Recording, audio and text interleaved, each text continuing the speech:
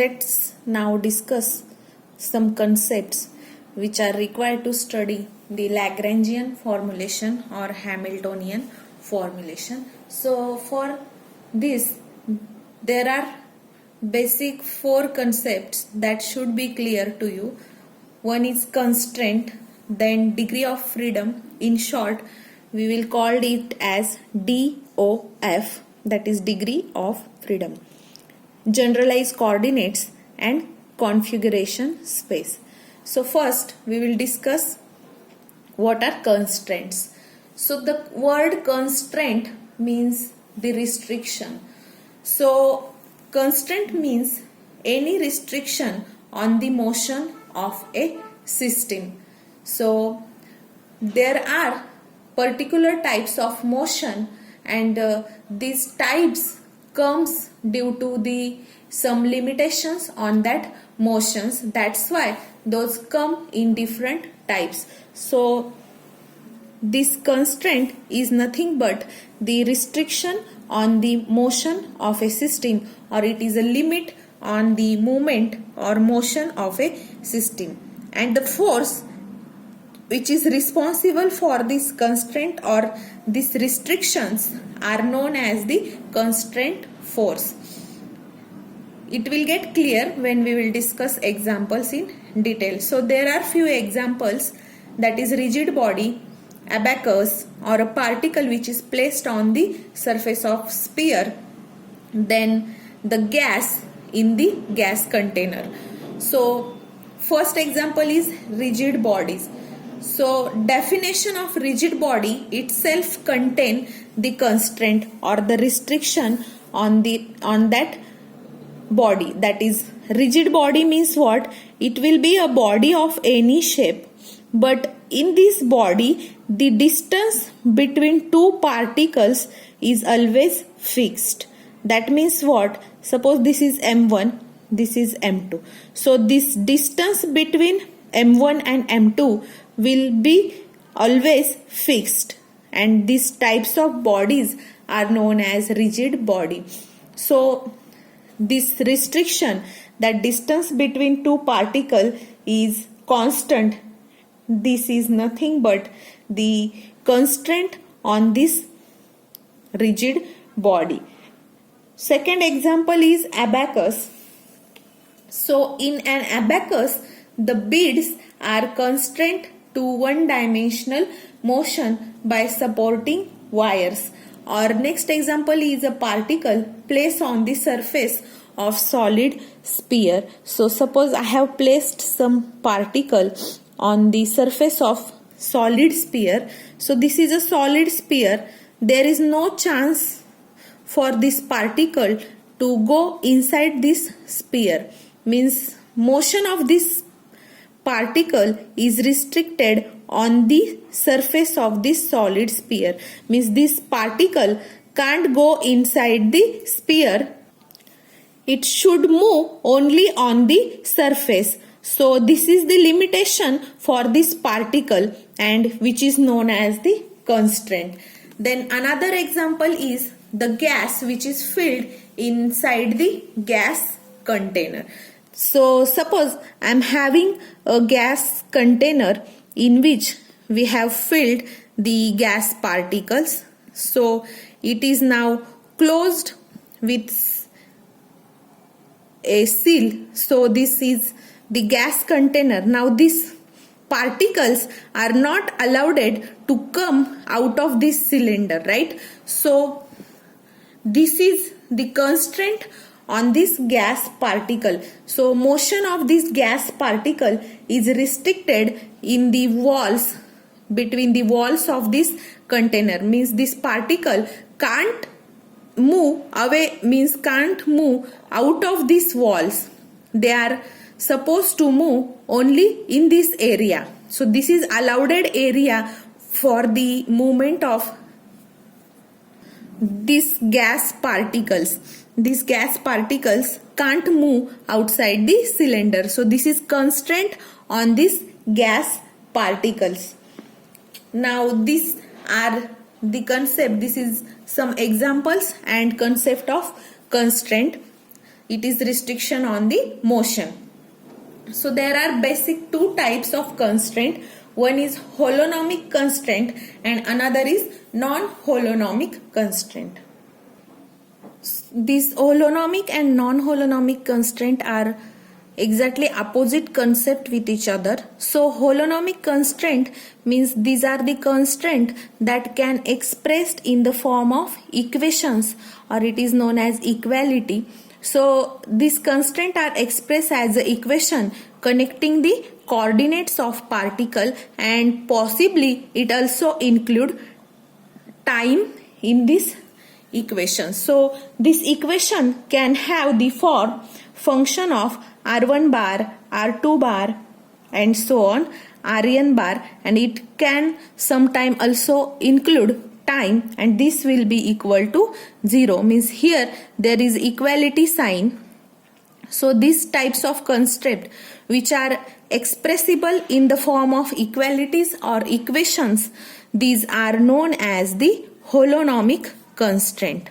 And non-holonomic constraint means those constraints which are not expressible in the form of equality, means this types of constraint will involve inequality equation. So we will see some example. So in case of rigid body, there is a constraint, just we discussed that the distance between two particles is fixed.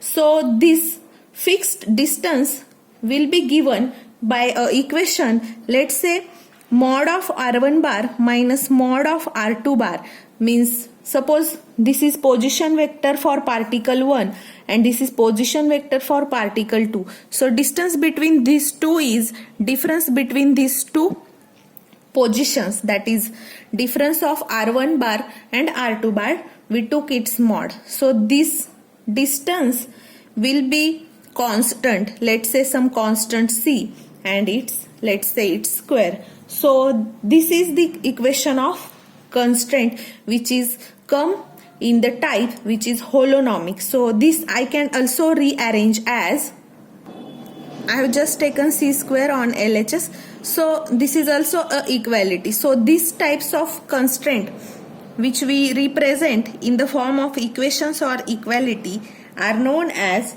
the holonomic constraint. We will take another example, which is example of simple pendulum, and it is moving in XY plane.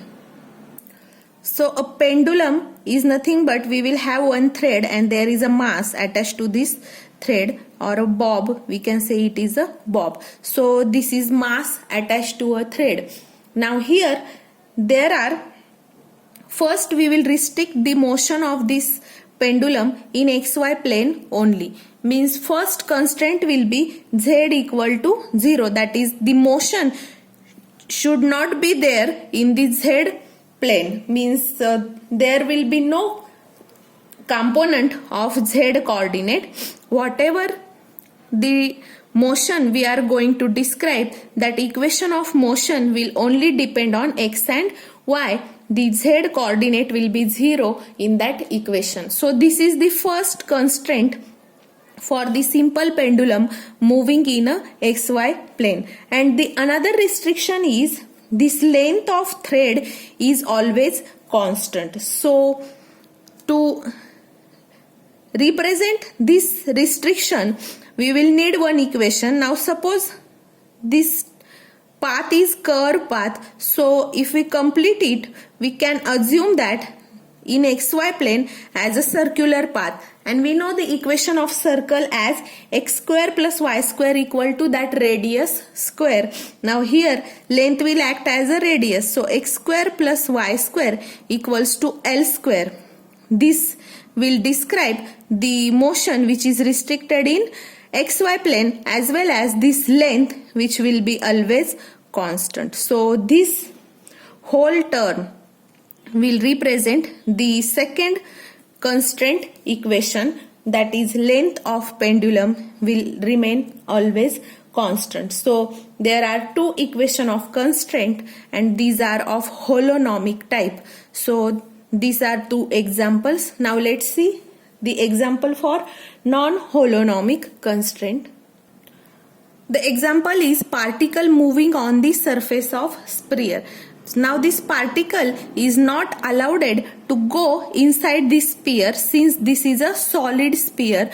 We are considering here solid sphere, and we have restricted this motion of a particle only on the surface. Now to describe this constraint, we can take here, suppose we are having a sphere of radius a. Let's say this is radius of sphere. So equation of sphere is given by x square plus y square plus z square is equals to a square, right? So x square plus y square plus z square, and this is equal to radius square. Here there is equal sign in the equation of sphere. But now constraint on this particle is that it should be outside the sphere. It can't go inside the sphere, means there will be sign which is greater than or equal to. This means the particle can't go inside this area. So this equation represents the constraint on this particle, that is restriction on this particle. Since it can't go inside this part, it will only move on the surface. So this is given by this equation, which is in the form of inequality, or I can also rewrite it as x square plus y square plus z square minus a square, which will be greater than or equal to 0. So to denote your particle is restricted to move only on the surface, you will use this equation, and this type of constraint equation is known as a non-holonomic constraint. So in gravitational field, particle is placed on the top of sphere, which will slide down on the surface part of the way, but eventually fall off. So also in case of gas container, the walls constitutes the non-holonomic constraint. Means this system will also have non-holonomic constraint because your particles are restricted only in this area. Means when your area is greater than or equal to this area, particle will not present in that area, and that is the restriction. So for this example also we will have non-holonomic constraint. Thus we can say that the constraint, in other words, I can define constraint as a restriction on the freedom of motion of a system of particle. Means restriction on the freedom of motion, means the particle is not free to move anywhere. There is a restriction on the motion of particle, and this is another definition of the constraint. So it is in the form of condition which must be satisfied by coordinates particles. So the system will allow the changes in their coordinates. So these types of constraint is also classified as in two ways. That another way is rehonomous or scaleronomous. So this rehonomous or scaleronomous constraints are based on the time dependence. So when your constraints are including time dependence, means equation of constraint will include time, then such type of constraint are known as the rehonomous constraint. And whenever there is no time dependent, that is your constraint equation is independent of time, then that type of constraints are known as the scaleronomous constraint. So we can take here the example of a pendulum which is fixed with support and oscillating in a vertical plane.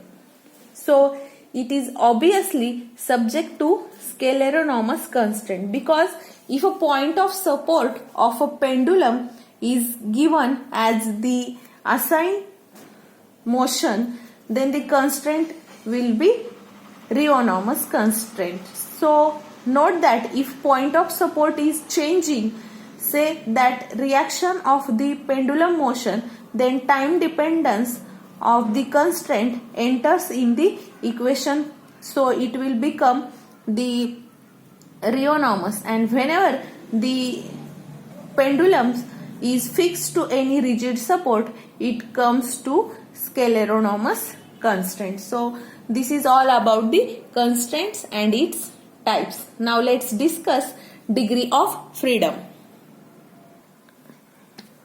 So degree of freedom is the number of ways in which a mechanical system can move without violating any constraint which may be imposed on that system. That number is known as degree of freedom. Means if there are some constraint which can be imposed on that system and the system is moving, so the number of ways with which your system is moving without violating any constraint, that number of ways, that number will represent a degree of freedom. So here we will consider the motion of free particles. So if we consider free particle, meaning of free particle is that your particle is free to move in any direction. So if we consider free particle motion, to describe this motion we can use three independent coordinate. That means we can have the possible directions which are three directions, since we have three coordinate system. So we can describe the motion of a system in these three coordinate x, y and z. So your particle is free to move in all three directions, and it can be Cartesian coordinates or spherical polar coordinates. So a particle is free to move along any one direction independently with change in one coordinate only. Means if we are considering this plane, then at a time particle is free to move in only one direction, keeping two coordinates constant.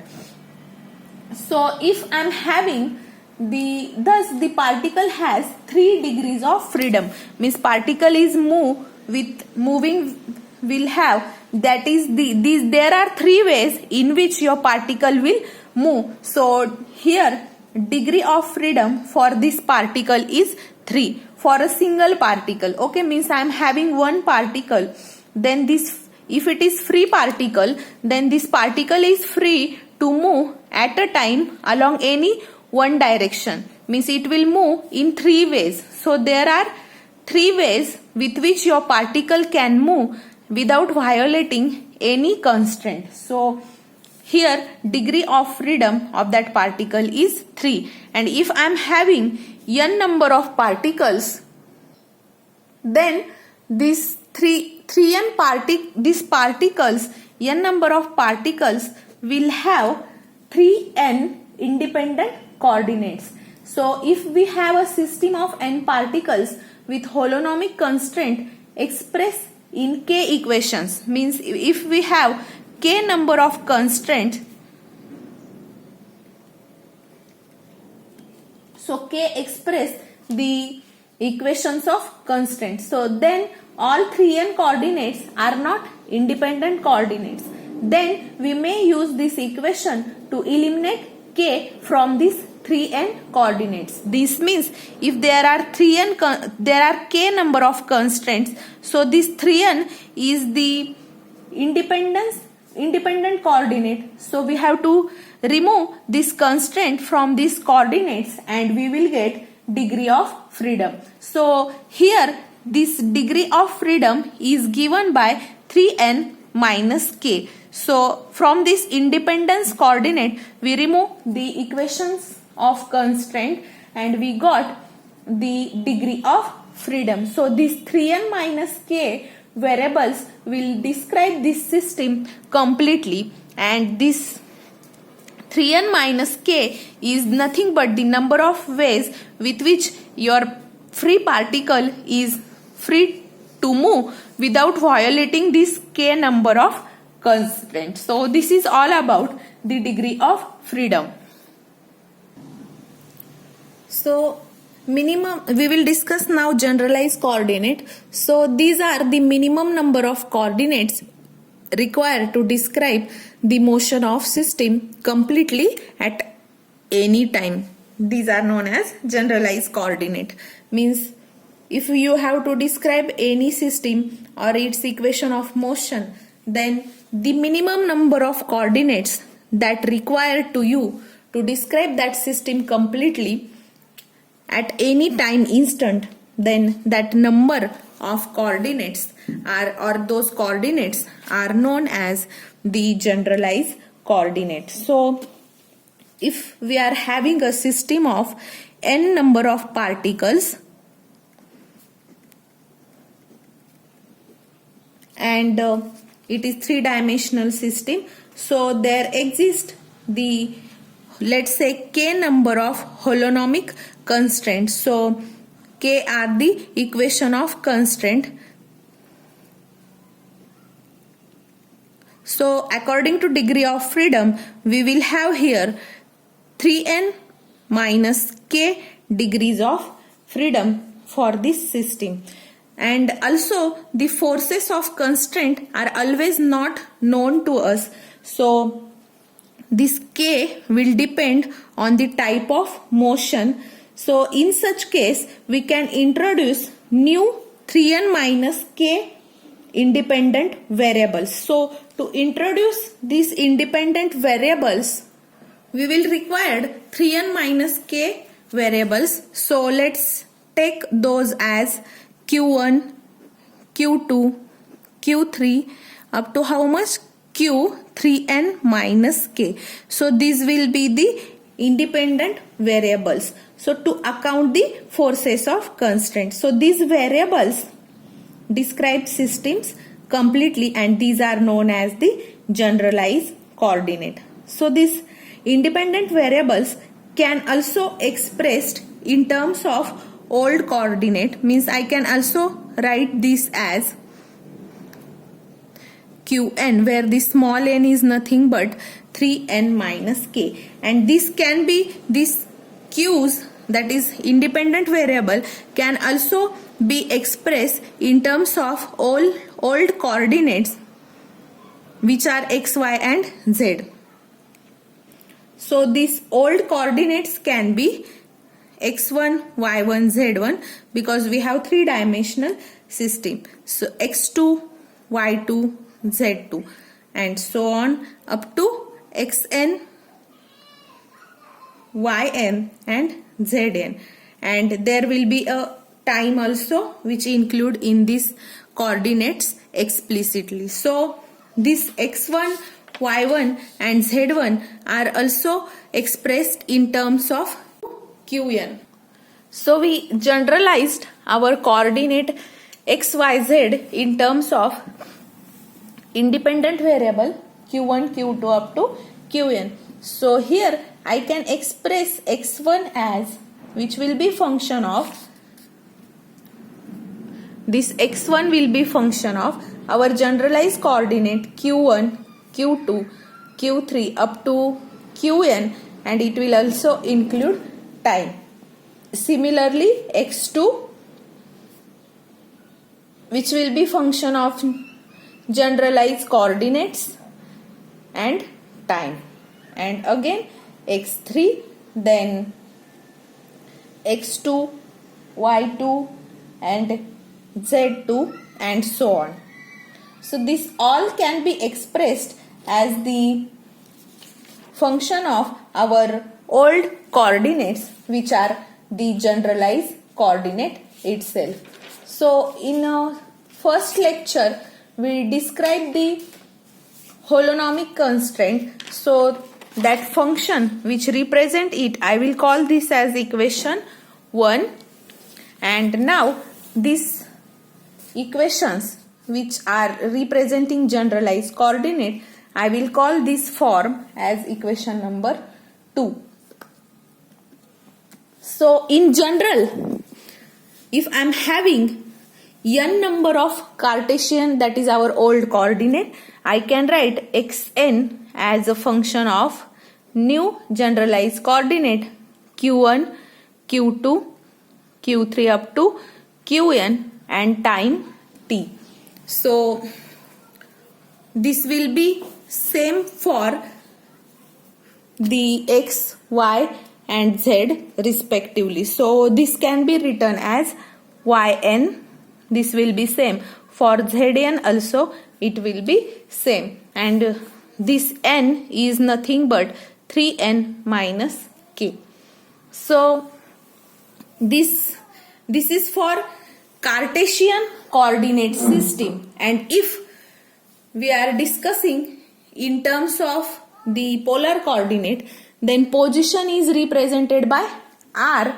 So I can write this for polar coordinate system also. So r1 bar, there will be position vector r1 bar, now which will be function of our generalized coordinate q1, q2, q3 up to qn and time t. Also for another axis it will be r2, which will be function of q1, q2, q3 up to qn, as well as time up to, if we are having n number of particle, then we will use rn. So this rn will be function of generalized coordinates also.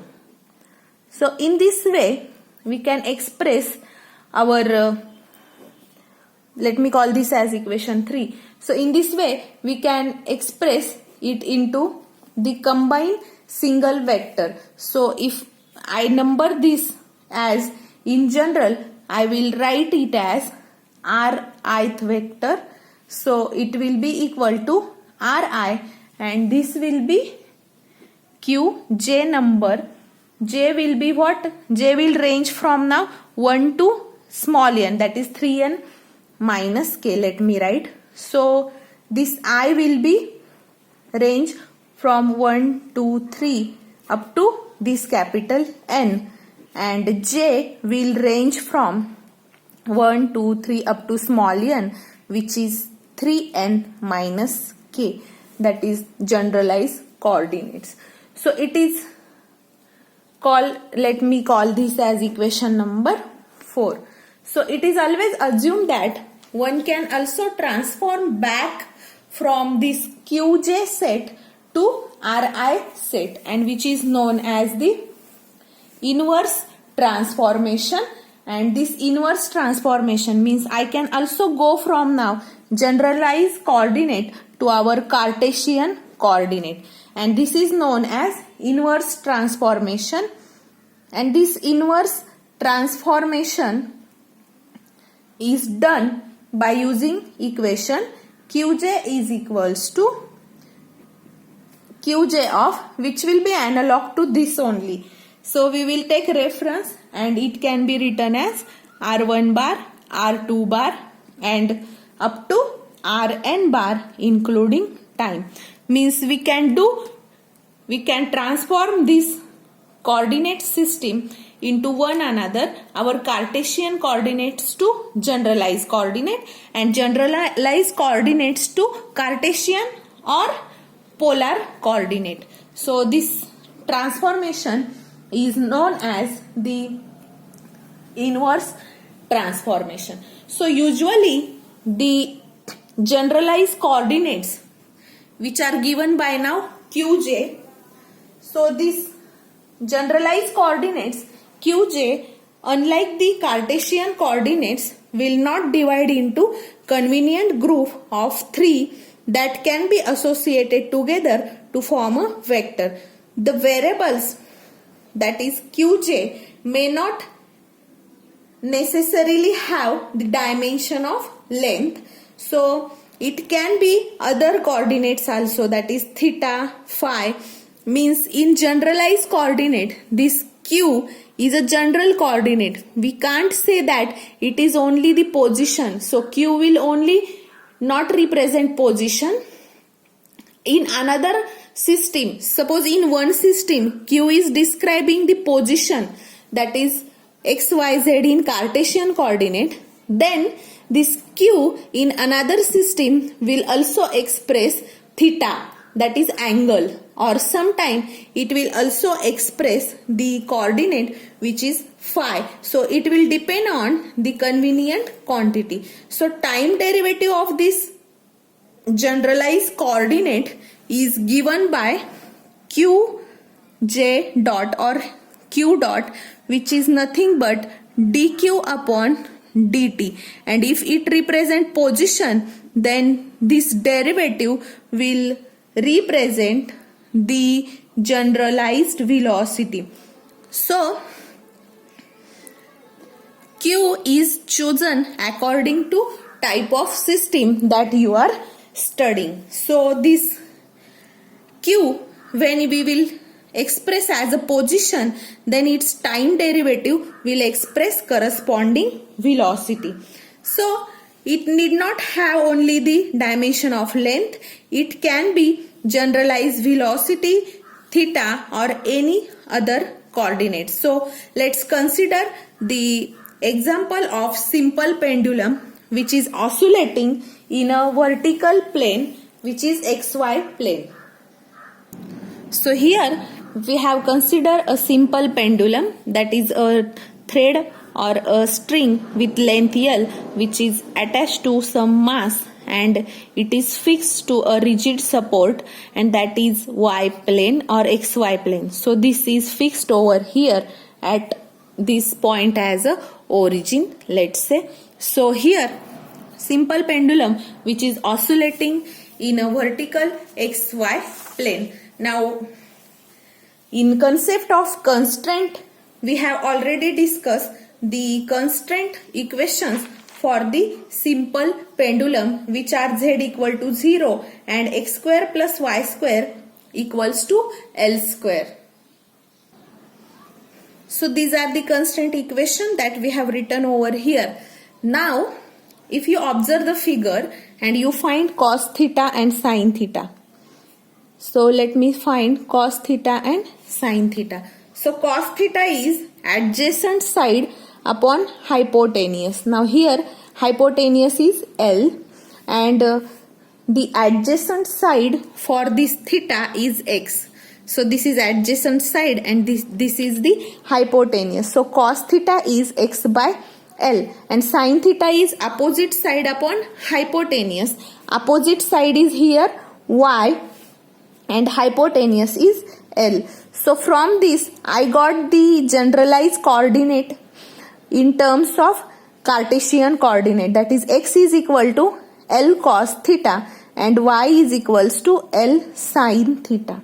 Now if you observe this x and y, here when you was in Cartesian system, that is xy. So when we are describing the constraint equation in Cartesian coordinate, we need here two variables x and y. But when we use theta, that is polar coordinate, so we have converted our system into another coordinate system, and when we derive relation between these two coordinates, that is x is equal to L cos theta and y is equal to L sin theta. Now if you observe here, since length is constant, there is only a single coordinate. By help of this single coordinate, you can describe the motion of this simple pendulum, and that coordinate is nothing but theta. So only variable involved here is theta. So we will choose here theta as a generalized coordinate. And this generalized coordinate we will denote by q, which is nothing but theta. And we can calculate this theta as, it will be either, here we have to calculate theta from x equal to L cos theta. How we will calculate? X upon L is equals to cos theta, and cos inverse of this x by L is nothing but theta. So theta can be taken as cos inverse of x upon L, or it can be also taken as, for this it can be taken as sin inverse of y by L. So here we express generalized coordinate in terms of Cartesian coordinate, and here we express Cartesian coordinates in terms of generalized coordinate theta. Now here in previous example we just discussed the concept of generalized coordinate. So here we required only one generalized coordinate, which is theta. So theta is defined as a generalized coordinate in this example. In textbook you can also see the another example which we are discussing from first lecture, that is restriction or a particle restricted to move on the surface of sphere. So that example is also discussed over in your book. Now we will move towards the configuration space. So we have already seen that the system of n number of particles which having k number of constraint equation, it will have the degree of freedom, that is 3n minus k. So the system which having n number of particles with k equation of constraint has 3n minus k degrees of freedom. It is rather difficult to visualize the motion of such system in 3D space. So in 3-dimensional space, to visualize this 3D space, it is difficult. The instantaneous configuration of a system is described by the values of n generalized coordinates, which are q1, q2 up to qn, where this n is nothing but 3n minus k, and the space where q's form the n coordinate axis. So the system at any instant represented by the point in the configuration space. So this n-dimensional space in which the q's number of coordinates, so this q's, that is generalized coordinate, will form the q number of coordinate axis, and this q coordinates will form a n-dimensional space. So this n-dimensional space is known as a configuration space. So it was difficult to visualize the motion in 3-dimensional space, but when we go to generalized coordinate, in this example itself we got idea how it is easy, because there is reduction of number of coordinate.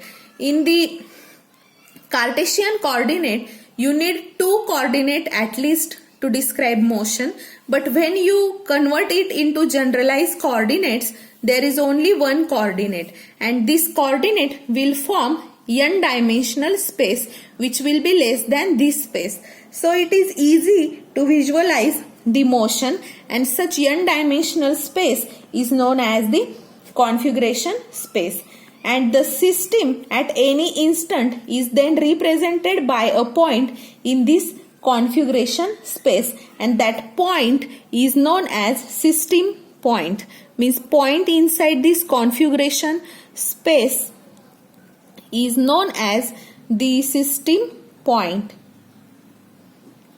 So as time goes on, the state of system changes in 3-dimensional stage or 3-dimensional space, and system point will move in the configuration space which will trace a path. So the point which represent the system motion of a system at instant time t.